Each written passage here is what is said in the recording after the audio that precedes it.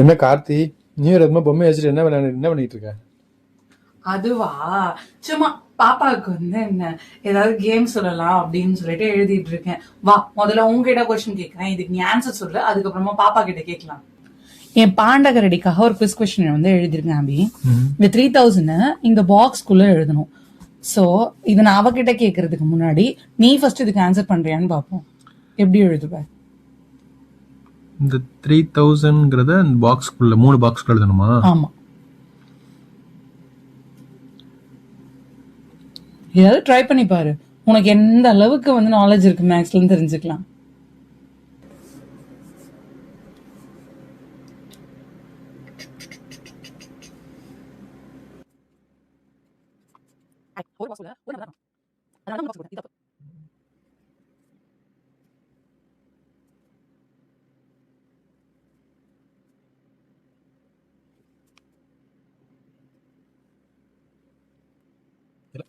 நான் எழுதி காட்டுறேன்.